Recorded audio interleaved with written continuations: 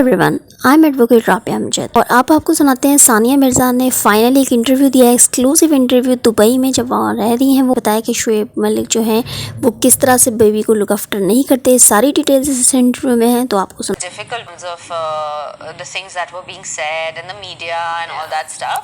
You know, when you're in love, not a lot matters. Come on home. Wow. Staying here. Just very recently, actually. We just moved here a couple of months ago. We used to stay at the Palm. And we moved here because my son started school. I actually did this entire house up. My hidden talent or hidden hobby, I should say, is interior design. Did you enjoy it doing up your house? I loved it. Yeah, I loved it. Like I always tell people, and everybody's like, it's so nice, and I'm like, you know, I still don't have guts to do other people's houses, so I just do mine. Well, actually, we've been in and out of here for the last 12 years. Since 12 years, since 2010, and obviously with both of us playing, you know, with our careers, we were traveling, so we were very like in and out. So we did have a place here. We've been residents of Dubai since 12 years, so if that makes sense. But the last 4-5 years with being pregnant, with COVID, I spent a lot of time here, and as we all know, and I think we'll all agree that once you live in Dubai, it's very difficult to live anywhere else. Exactly the same. Dubai is a place like that, right? It just kind of gravitates you towards itself, and there's the best of both worlds. It's got everything. It's got the luxury, it's got the best of East and West, which is very important to us, and more than anything, it's multicultural, and that for us is very important. Because I'm back in India every 3 weeks, so I think, and that's the other good part about Dubai. You don't really miss India so much. There are many people from India here and from the subcontinent. B, you can still have the same kind of lifestyle that you have in India. Really, the transition phase, because I'm just about retiring from actively playing tennis, so now it is much more revolves around my son.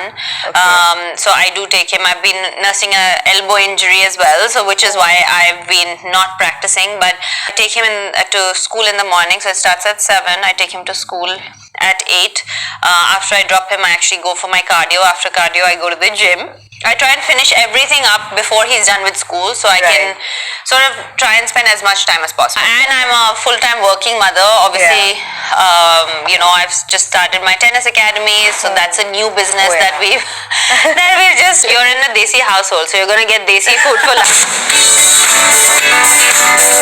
Wow, so this looks like a delectable spread from Stan, offering a great mix of Hindustani and Pakistani food, from chapli kebab to murg malai kebab, Hyderabadi halim, and yes, how can you forget the Hyderabad? So there has to be biryani. Absolutely. There's no meal without biryani. So would you like to start with biryani and halim? You eat everything, right?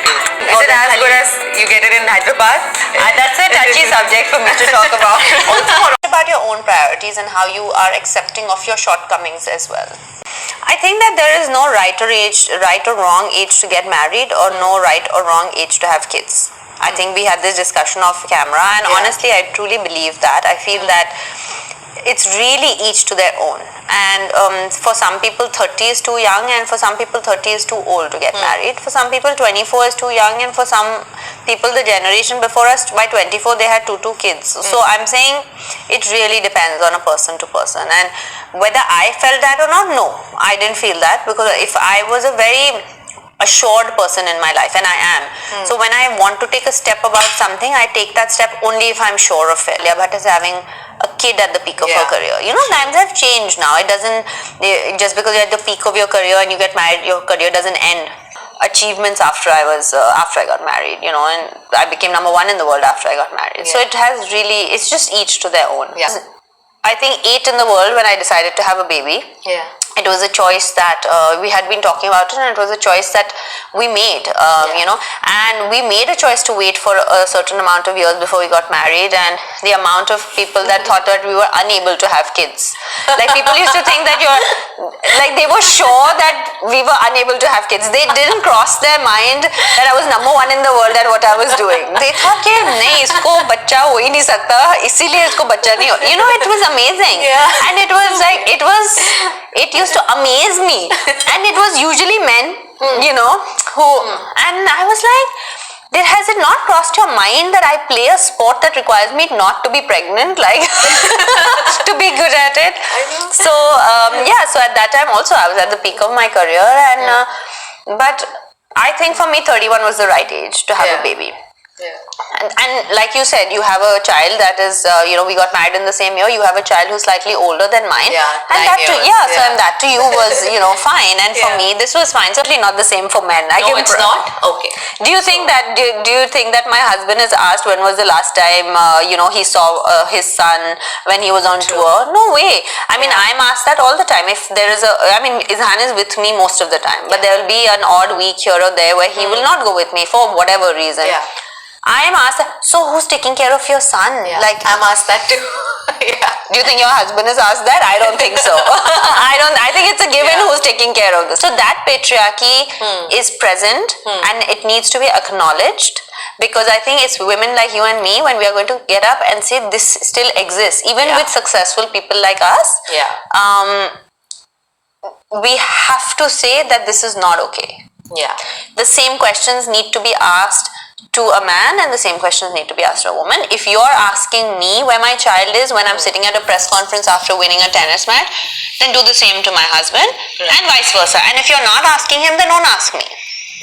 So it is really as simple as, because I'm so used to it now. Since 16 I've been answering these questions. I actually want them to ask me so I can tell them what I feel about them, you know, because I feel the only way to make a change is by speaking. If we have a reach, we should speak. And I feel that we are, not to make this serious, but I do feel that we are all here for a bigger purpose. I think you're here for a bigger purpose than to just run your business. I'm here for a bigger purpose than just to win tennis matches. I feel that I've been put in this place where I'm able to speak, to do better, to make a change in whatever way possible. You can make it in your way and I can make it in my way. So not a lot matters. That's the honest truth. And if you're thinking, because when you're in love, you're not thinking straight, you're not thinking logically, no? You're in love and you're like, we're in love and we want to get married, and honestly that's how it was for us. And that's how it was for our families also. बच्चे एक दूसरे को पसंद करते हैं, why not? But obviously once it happened, we saw the fact that it was not like that for everybody, and we found it very odd at that time that why is it not like that, why is it affecting so many people's lives, you know?